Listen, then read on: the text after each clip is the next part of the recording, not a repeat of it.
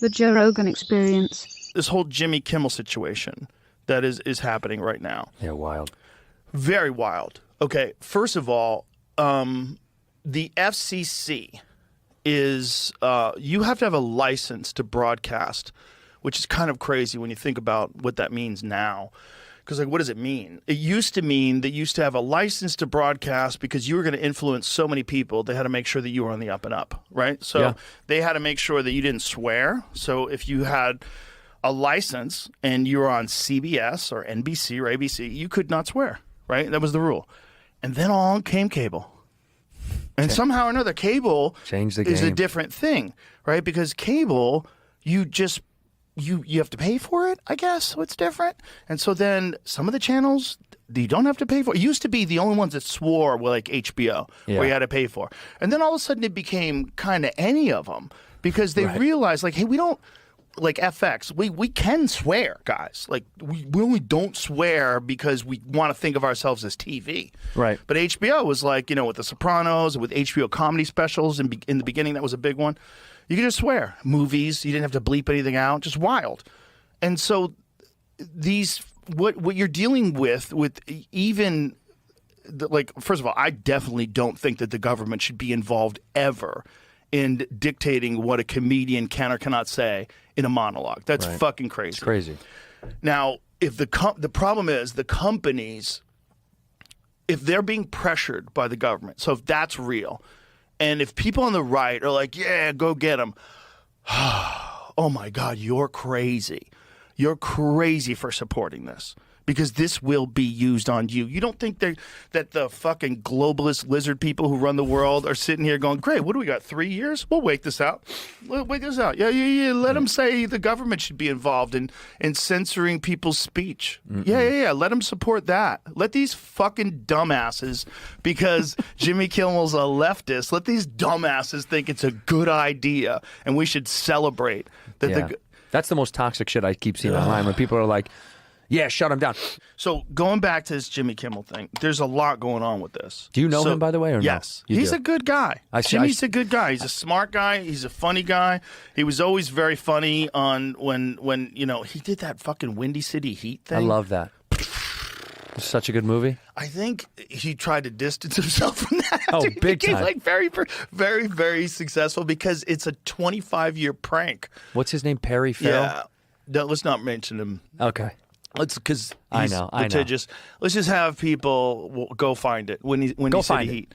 But you see that and you go, oh, that's the same guy. Like, yeah. Well, so one thing that does happen to guys as they get older is, you know, they soften their ways and they change who they are and they change how they interface with the world, and you know, and then if you're in Hollywood, you're also addicted to an ideology, and it depends on what kind of style you have. So if you have a funny, mocking style that is like satirical, that's always making fun of things tongue-in-cheek, like Norm Macdonald, perfect example. Norm Macdonald, even if he's making fun of you, is not going to piss you off to the point where you tweet about him. Because if you do, he kind of won. He kind of got you. You know what I mean? So it's like Kimmel has this sort of go fuck yourself style. Look, it's kind of ironically, he celebrated in his monologue when Tucker Carlson got fired. It's kind of a problem. Yeah. And it's also kind of a problem that he, in his monologue, talked about how it was the right thing to fire Roseanne.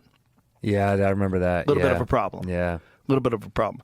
Also a problem that he thought the unvaccinated, he made a joke about the unvaccinated people shouldn't get hospital care if there's people who are vaccinated that need that room. I think the joke was, oh, vaccinated person who's had a heart attack, come right in here, sir.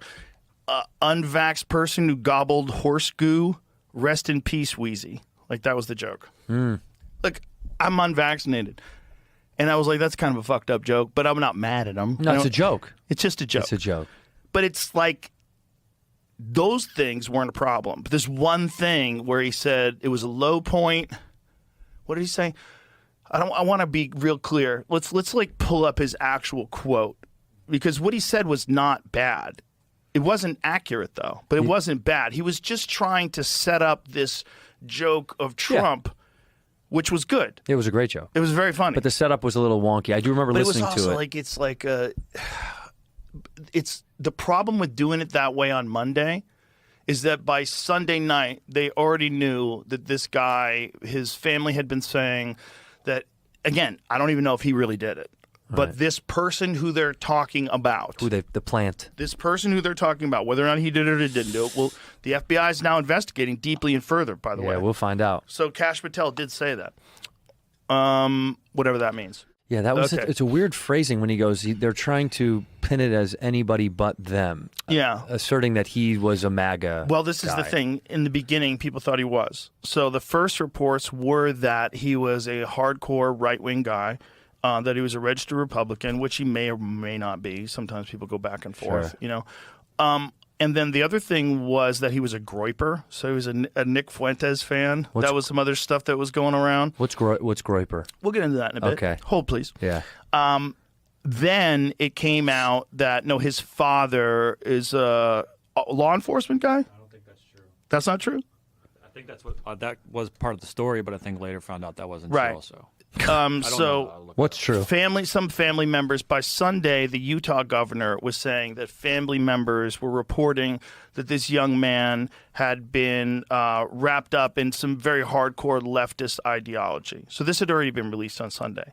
So on Monday, if Kimmel had just said, you know, it was a tragic thing that Charlie Kirk died, and let's see what the president thinks about it. Goes right to him, and like, what if the fourth stage of grief? It's a great joke. It's a great joke. The whole thing was great, but the problem is, we had already known by then. Again, at least the narrative is that this kid is not a MAGA